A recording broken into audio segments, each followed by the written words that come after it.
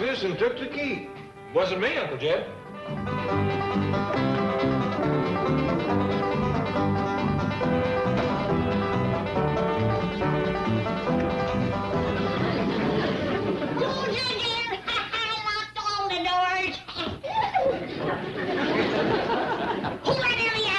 Ellie did.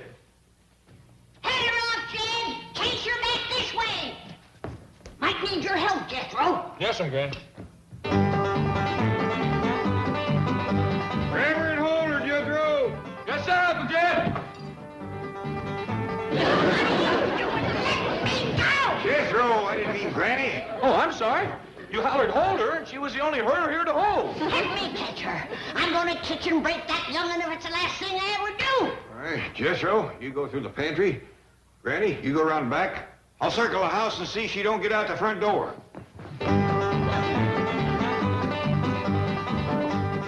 Hurry, Skip. Unlock the door.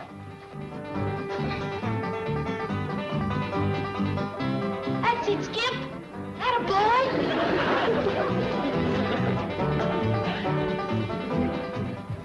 Come on, Skip. Turn the key.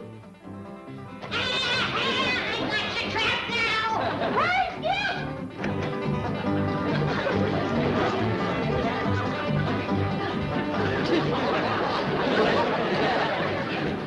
Jethro, grab her and hold her.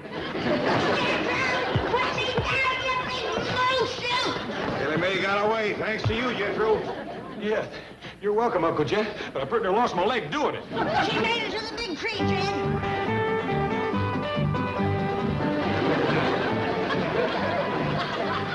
Jethro, how about shinnying up that tree and getting her down? I'd sooner jump into a swamp full of gators. This ain't no time for swimming. Now get on that tree. I'm too young to die, Granny. Granny, the boy has been thrown out of that tree a couple of times on his head. It ain't just that I got to fight Ellie up there in that treetop. She'll have her bobcat up there to help her. A raccoon and her possum and no telling what all. There goes a little ape to join her side. Son of a gun can hang on with one hand and hit you with three. Oh, that you big fraidy cat. I'll go get her myself. No, Granny, Jethro and me will handle it. You just stick around the bottom of the tree and see that no more critters joins up with her. Come on, Jethro.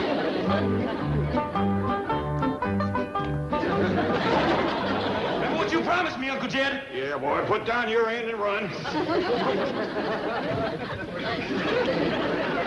Where's Jethro? I'm gonna beat him up. You ain't gonna beat nothing but a great big batch of biscuit dough. Now you get busy and make your pa a nice pan of hot biscuits. You want hot biscuits, Paul?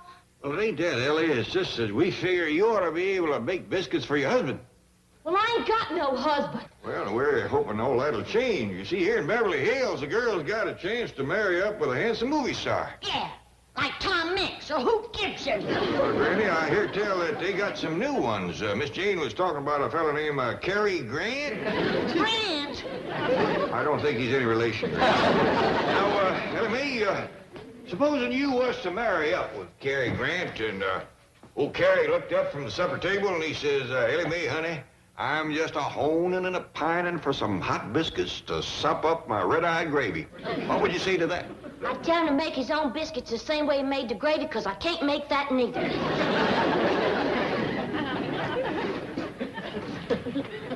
Ken, holler to the stove. I'm gonna learn her to make hot biscuits and red-eye gravy before Cary Grant comes a-courting. Grab her and hold her, Jethro! Last time I'm gonna do this for you, Uncle Jed. A fella can take only so much punishment.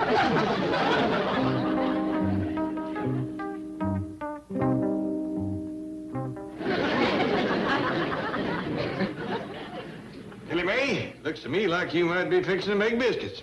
I reckon so, Paul. Flabber milk biscuits, light as feathers. Did you put in the soda and the baking powder, Ellie? All there was. All there was. Why, that was a 2-pound can of baking powder.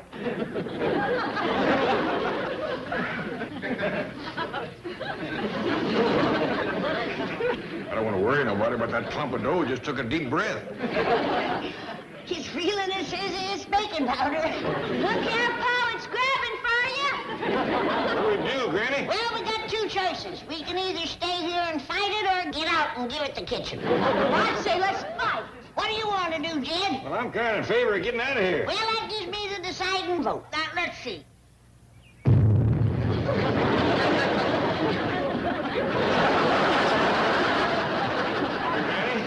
I kind of think we're going to have to find another way to get Ellie ready for court. Not me! Well, before we do anything, we gotta catch her. She's headed right for the Drysdales. Well, come on.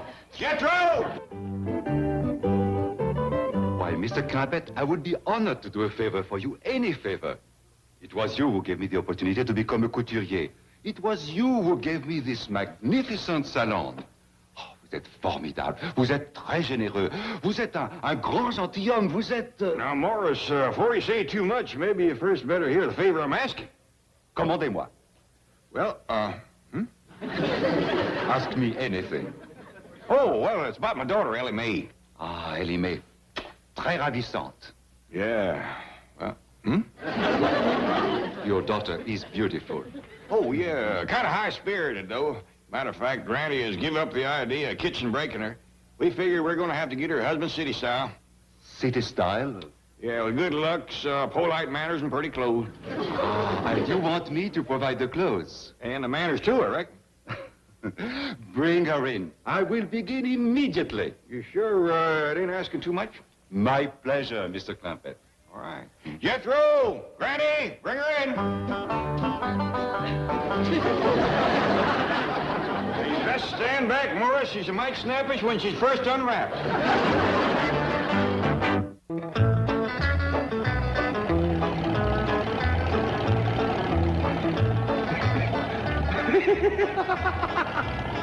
You sitting on a feather or something? No, sir, kid. I'm just thinking about what that dress shop is going to look like when Ellie Mae gets done bouncing that Frenchman off the wall. She's going to turn that dude every way but loose. Ellie Mae don't balk at wearing pretty dresses. She done herself right proud in that style show, didn't she, Granny? Yeah, but I still say we should have hobbled her to the stove and learned her to cook. It ain't fitting for a girl to get married if she can't cook. Well, I was talking to Morris about that. He says cooking ain't too important. Especially if Ellie was to marry up with a big movie star like Cary Grant. That don't make sense. You mean to tell me if Cary Grant comes home at night after working hard riding and roping and fighting them rustlers that he ain't gonna be hungry? Well, now, Morris says that some of them big movie stars hire folks to do nothing but fix vittles. Go on. Full-time hired hand just to cook for him? Are those folks made of money? Well, a big star like Cary Grant must make a tolerable living. Hey, Uncle Jed, you know something? I think I'm going to be a movie star instead of a scientist or a brain surgeon. I'd sure like to have somebody cooking for me full-time. What do you think I do? Well, Jethro, if your cousin Ellie Mae marries up with Cary Grant, maybe he'll learn you the movie starring trade. Tickety dog, I sure hope Ellie gets him then. Well, don't hold your breath. I still say if Ellie can't cook, no man would look at her twice.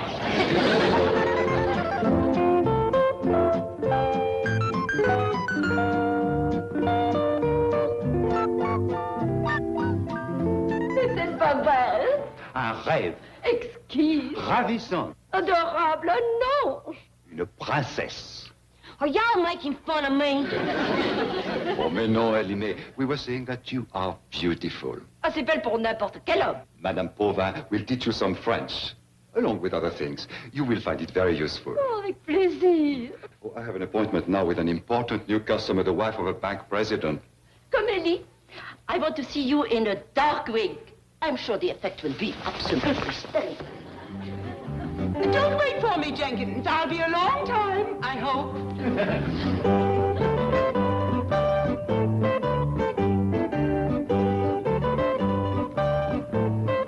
Bonjour, madame. I'm Mrs. Milburn Drysdale. I have an appointment with Maurice. I am Maurice. Oh, this is a thrill. I hear your gowns can make any woman beautiful. In your case, madame, it is you who will make my gown beautiful. Champagne? I'd better not. The very atmosphere is intoxicating. What I do need, Maurice, is something perfectly exquisite to take my mind off those dreadful hillbillies. Hillbillies? I won't bore you with the story. I only wish my husband could operate his bank as you do your salon and exclude undesirable peasants like the Clampetts. Did you say the Clampetts? Oh, don't worry. They'll never come here. They dress in the most outrageous clothing you've ever... Who is she? Who, madame? That divine creature who just... There she is again.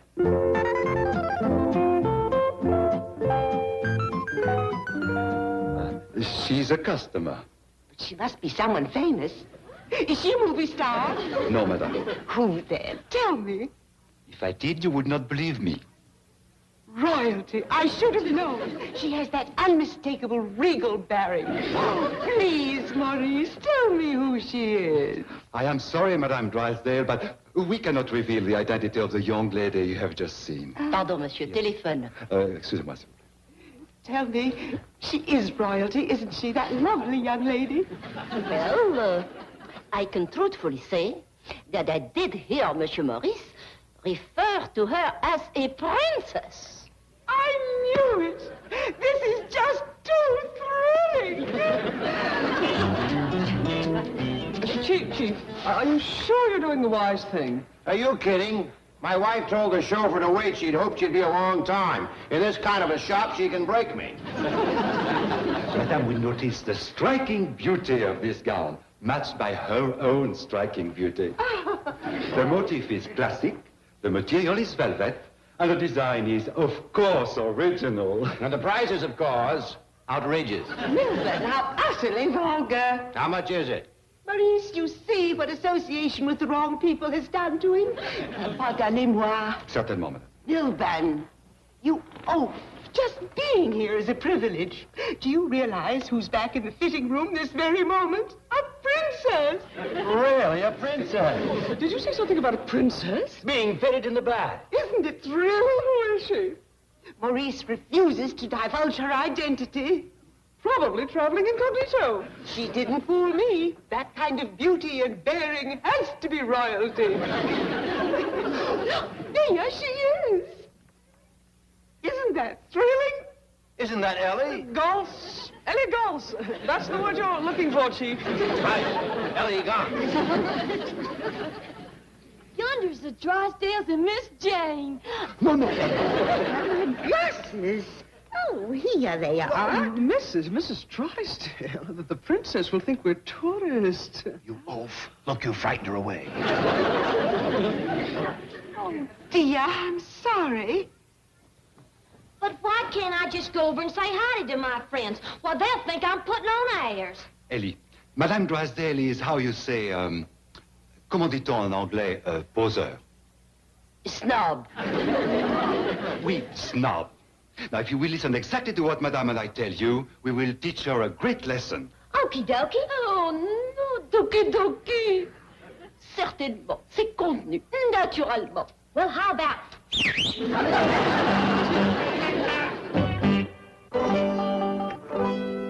now, Granny, with Ellie down there working so hard at becoming a lady, least we can do is bring her some company so she won't get lonesome. I reckon you're right, Jed. Come on, Jethro, hurry up with that company.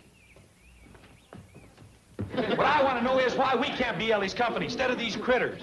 Jethro, if we was to go down there and stand around and watch Ellie studying ladying, she'd get nervous as a cat. Speaking of that, where's your favorite bobcat? Up in the tree, and if she wants it, she can come get it herself. Yeah, I reckon that'll be enough company. Skipper sure does look nice, don't he? Of course he does. He's got on my best tie. Dog, if he don't tie it better than you do. Well, if I had 4 hands, I could do some fancy tying, too. Fancy eating, too. Come on, drive on, Jethro.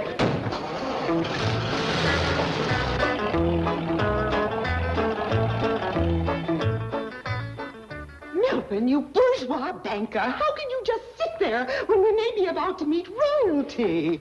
I have tremendous self-control. What did you find out? Who is she? Where is she from? Is she really a princess? Can I meet her? Did you speak to her? Drysdale, please. She has agreed to allow you to be presented to her. Oh, marvelous! However, her identity must remain a secret. I understand. International intrigue and all that sort of thing. And she will speak to you only through her interpreter. Oh, I must call a special meeting of my bridge club and tell them of this.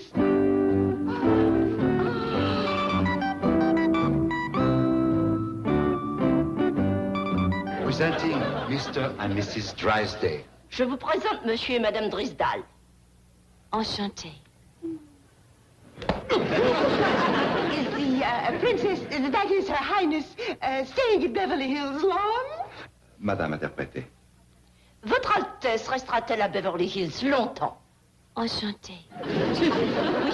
Yes. Come, Your Highness.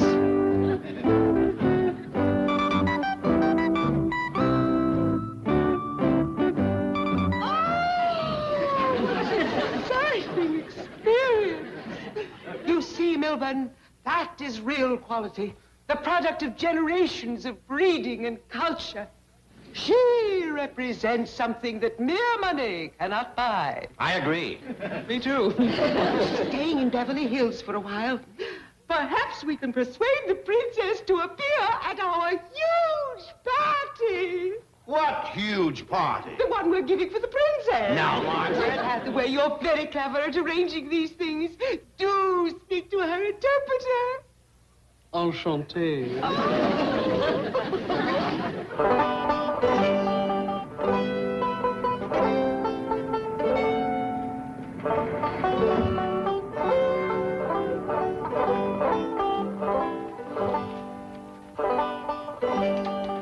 Excuse me, ma'am, but we're looking for my daughter. She's about your size, except she got yellow hair. Well, I'm Ellie. Doggy, that is Ellie Mae. Child, have you had your head up a stovepipe? Why, your hair is as black as soot. I know, Granny. This here's a wig. See? Like this.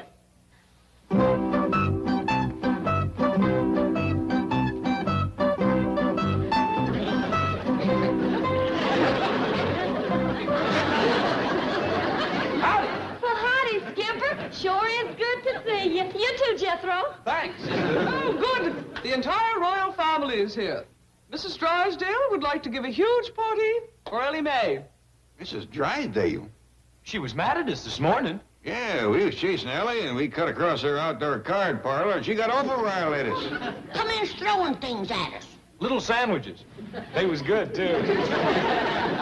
Her attitude has changed. Will you attend the party, Ellie? Well, is the rest of my family invited too? Mrs. Drysdale would be thrilled at the prospect. Excuse me. You see, Ellie, what becoming a lady has already done for you? Yes, sir, Paul. Did you speak to her? Will she accept? The princess will attend your party if her family and retinue are also guests. But of course they're all invited. I'll be honored. I shall so inform Her Highness. Now, Milton, if we are going to entertain the royal family, I insist that those untouchables next door be moved out. Margaret, how would you like it if the princess and her entire family and retinue were to occupy the Clampett mansion? Oh, Milburn, I'd be the happiest woman in the world. No more complaints about the hillbillies? Never. And your mother will stay in Boston? Forever. Then you have my word on it.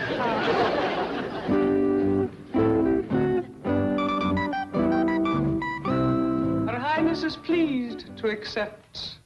Your Highness.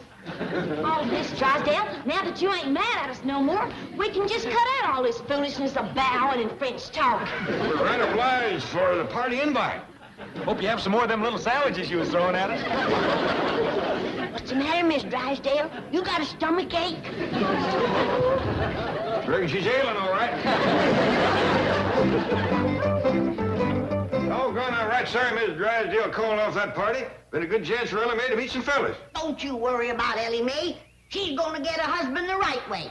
Baking and cooking. Oh, you got to stirring up biscuits again? No, this time it's my homemade bread. How you doing, Ellie Mae? All right, I reckon. And you put in the yeast, girl? Oh, there was. All there was. Why, that was a 2-quart crock. I reckon I'd best get this outside before it gets out of control. Open the door, Ellie Mae. Best throw the blanket over it, Granny. We don't want to be scraping it off the walls again.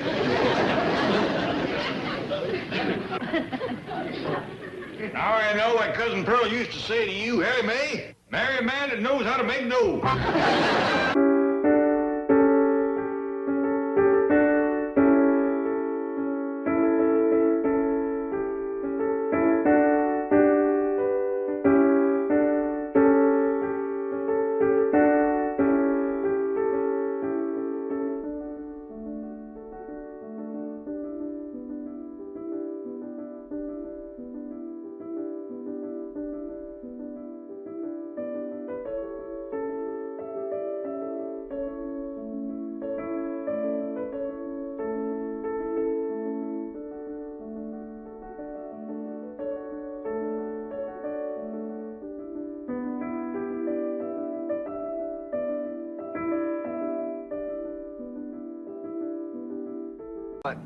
Then Clamco Incorporated it is.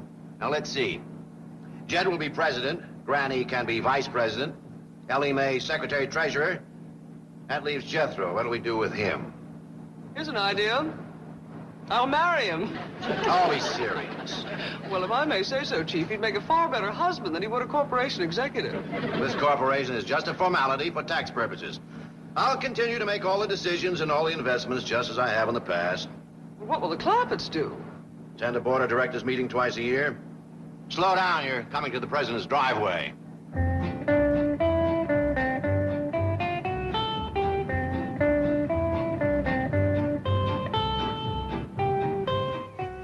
Head her off, Duke.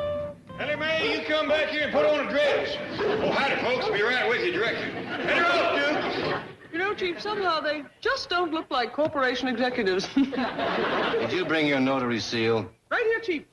Ready to go. Well, pucker up and seal off the wisecracks.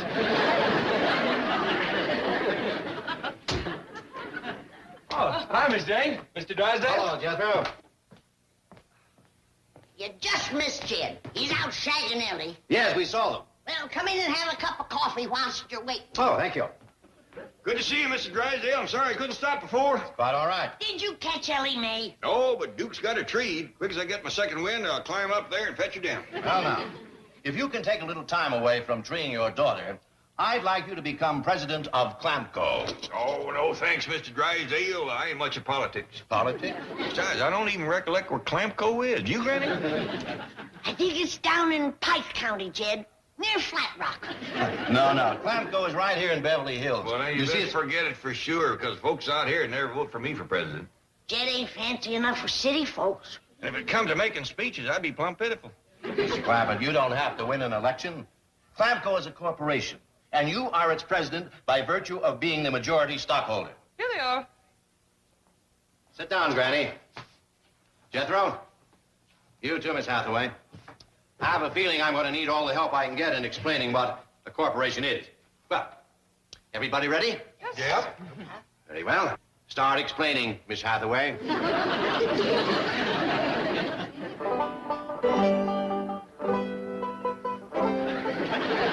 Ellie, come down out of there.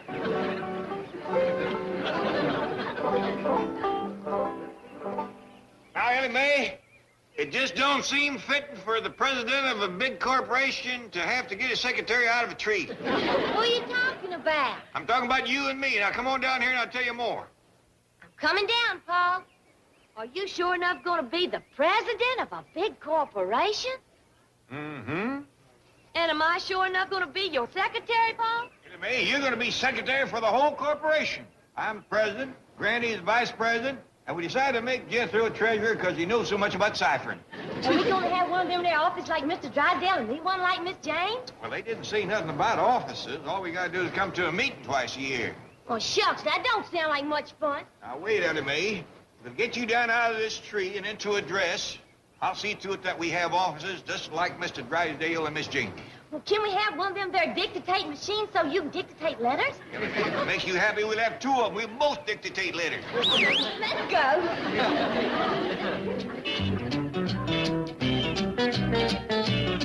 Thanks for the lunch, Fleming. See you later. Your messages, Chief. This one I think is the most important. Who wants an office? President of Clamco Incorporated, and not just an office, but a suite of offices with 2 dictation machines, 1 typewriter for the secretary. I can read. Pencils and plenty of ciphering paper for the treasurer. Jethro. A swivel and rocking chair. For Vice President Granny. Now, I have checked the building. We could give them the penthouse executive suite. Are you out of your mind? That rent's for $2,500 a month. Besides, they don't need offices. President Clampett seems to think they do. Well, he'll just have to be talked out of it, and I'll get him on the phone. Yes, sir. And when you get him, talk him out of it. Oh, gee. I have to do everything myself. Am I surrounded by jellyfish? Am I the only one with the courage to, Howdy, folks. Just wondered how my new offices was coming along. Fine, just fine. I'm giving you the best in the building. The penthouse executive suite. Don't have to be nothing fancy. Only the best for President Clampett. How soon those offices be ready, Miss Hathaway? I think an hour should do it. Well, speed it up. Anything else you'd like? Well, to tell you the truth, there is. I always had a kind of a hankering for one of them fancy leather lunch boxes like you tote. Miss Hathaway, take care of that. A fancy leather lunchbox with Mr. Clampett's name on it. Yes, sir. Well, sure do thank you. See you in about an hour. We'll be looking for you, President. Welcome to the Loyal Order of Jellyfish. You have your notary seal handy. Yes, sir. Pucker up and use it.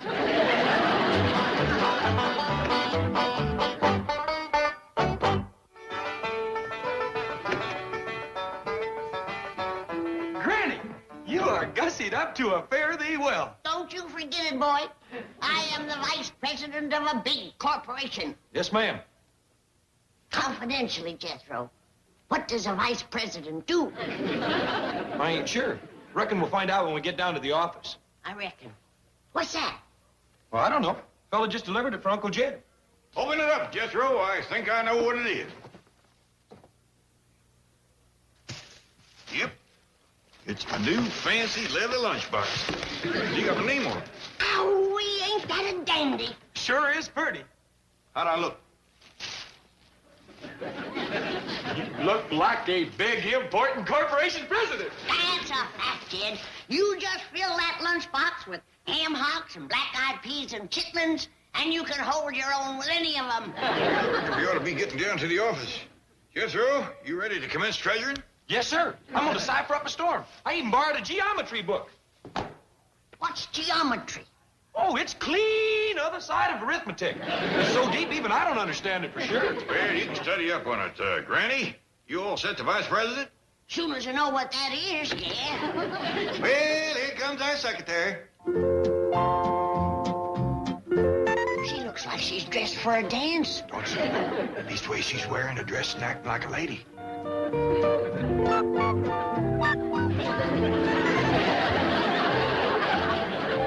Hey, Paul, let's get down to the corporation so we can commence the dictating something. I figured you'd want me to wear one of these here dresses that Morris made for me. Does you proud, Ellie. You're prettier than a Christmas packet. Well, you are too, Paul. You too, Granny and Jethro. Yeah, I reckon we's as fine-looking gaggle of corporation executives as you'd see in New York, Joplin, any of them big cities. Let's go.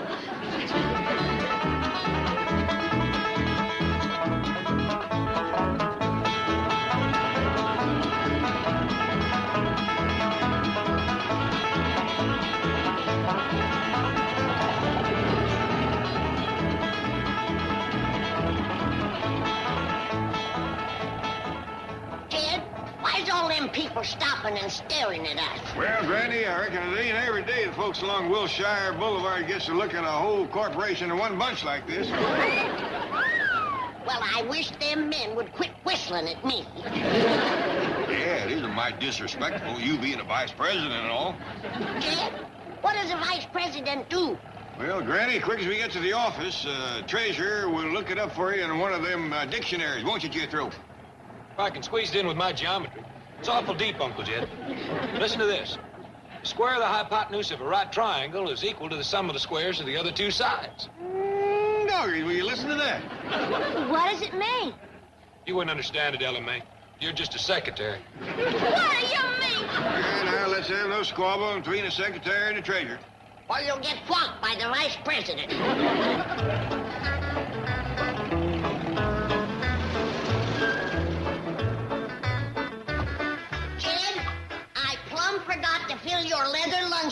with victuals. Oh, I'm just toting for practice, Granny. Well, whereabouts is our offices, Pa? Oh, Mr. Drysdale's giving us what they call a penthouse. What's a penthouse? I reckon we'll find out directly. Come on, everybody.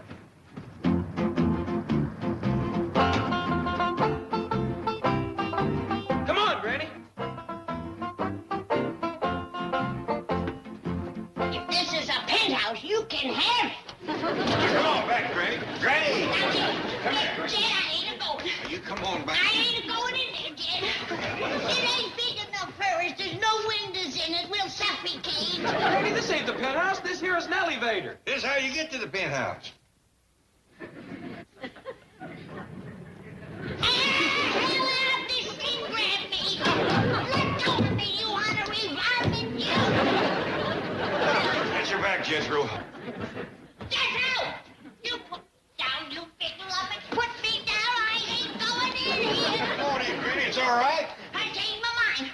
I don't want to be no vice president. I want to go home. We won't let nothing happen to you, Granny. You see, Ellie Mae ain't scared. That thing didn't grab her. Set her It down. grabbed me. Set her down, Jeth. It's moving.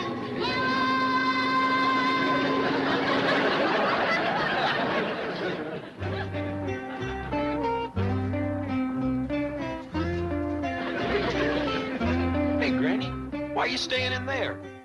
I'm going back down and get my stomach. Come on now, don't be scared.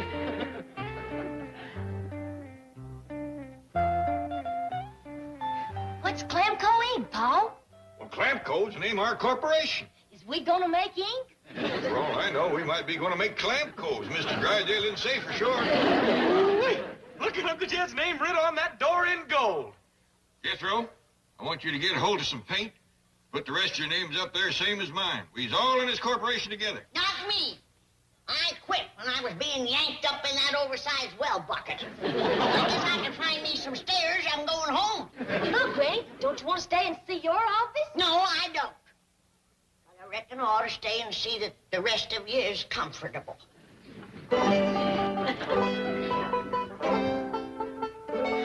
See, this here's my desk. See, I got my name on it. No, there's your dictating machine.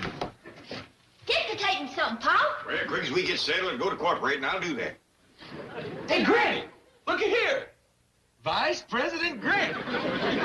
Jethro, Granny says she's done quit. Now, when you take her home, you bring back a can of turps and wash her name off its door.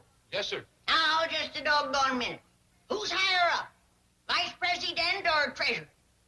Vice President, I reckon. Well, then there ain't gonna be no treasurer washing off no vice president from no door. Hey, Jethro, come see your office. Got your name on the door and everything. Hot diggity dog. Can't blame you for feeling proud, boy. Here you are, treasurer of a big corporation, not even out of the 6th grade. Well, I'm going to work hard, Uncle Jed. Folks ain't going to say I'm a success just because I'm your nephew. That's the spirit, boy. Get in there and get the treasurer. Yes, sir. Hey, Pa, wait till you see your office. It's a yellow speckled doozy. Private? That means can't nobody come in and bother you. Yeah, let's get that off of there right away. Can't do business without folks can come in and talk to me. Ain't this something, Pa? Sure enough is. Well, there's room in here for all of us. We don't need them other offices. Well, maybe when business gets to going, we'll need them. Sure wish Mr. Drysdale would tell us what kind of business we're in. We're up high enough to be in a roofing business. Look down yonder. That's a long jump. I sure hope Granny don't try to leave without finding her stairs. Jed Clampett, I quit. Again? Ain't you happy with your office? I ain't happy with my job. Vice President? That's it. I just had Jethro look up what that word vice means. And I ain't gonna be president of no such goings-on.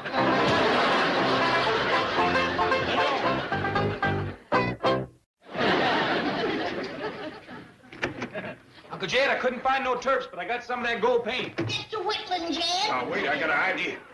Hold down this half of your Granny. We have this fixed in no time, Granny.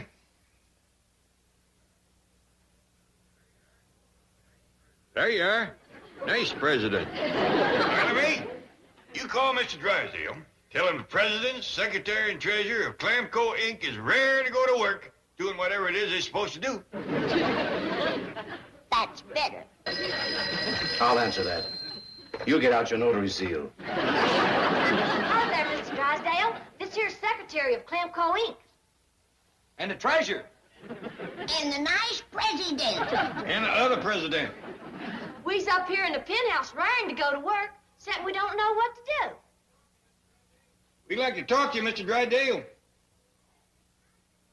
He says it ain't time yet for a meeting of the board. Tell him we get bored quicker than city folks. Yes.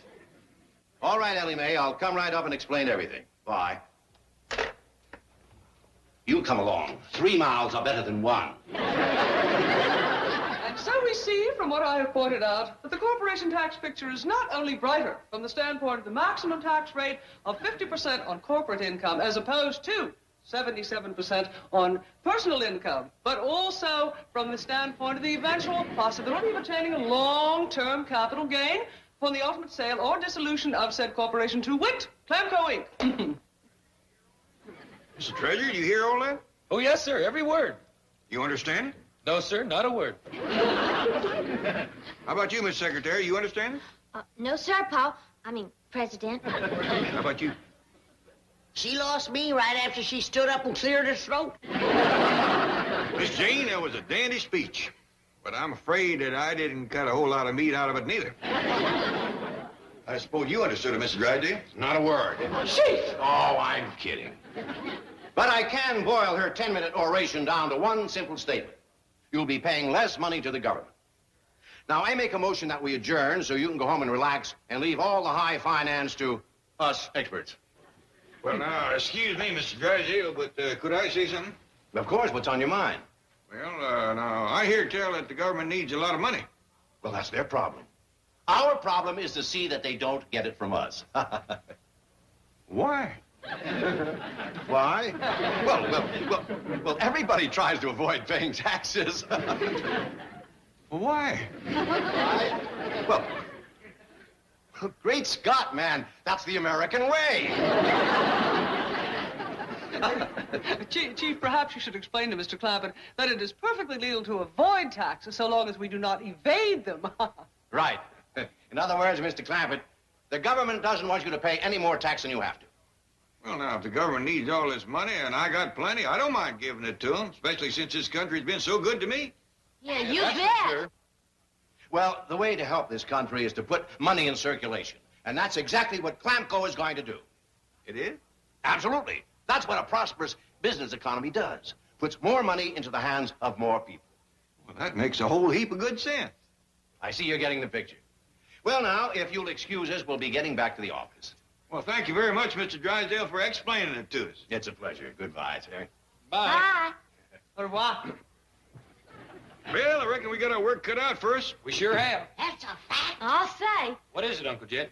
That's what Mr. Drysdale said. We got to get more money into the hands of more people. Oh, yeah. He said that. How are we going to do it? Well, the first thing we need is money. Now, you and Ellie run down to the cashier, fella, and get a big heaping box of it. Come on, Jethro.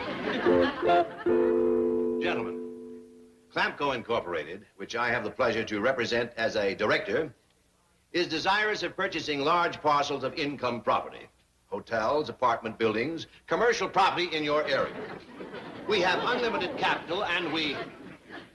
Great Scott! Money! Falling from the sky, look! Chief, I hate to say this, but I think it's coming from the penthouse. Oh, no. They wouldn't. They couldn't. They would, they couldn't. They are! Fistful of five, 3 more 20s. Couple of hundred. Hey, wait a minute. Hold on, Uncle Jed. I can't treasure as fast as you're throwing it out. Don't worry about it, Jethro. Okay.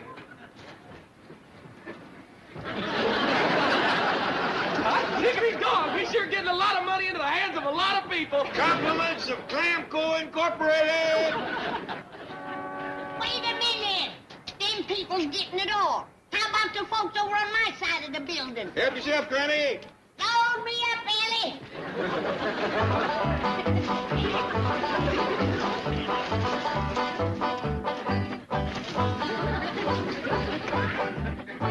Granny, what what's going on up here? Prosperous economy. Come help me with my side of the building. Wait. Granny. Stop! You cannot throw money out the window. Not till I get some more. Here's some more, Granny. Step aside, everybody. Grass picking up real good. $10 of money, Jethro. Get bigger bills. It makes them much happier.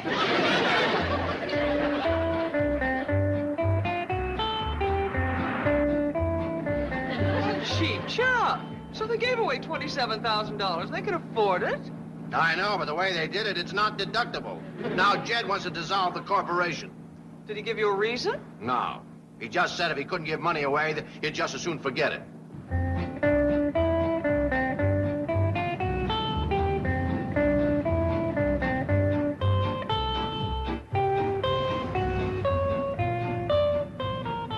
Head her off, Duke. Ellie, you come back here and put on a dress. Howdy, folks. Be with you directly. Head her off, Duke. Ellie, come down out of there. I ain't gonna do it, Paul. Well, Chief, if I may venture an observation, it looks as though Clampco Incorporated is up a tree. Here's your notary seal. Pucker up. Exactly. And Clampco that wise mouth.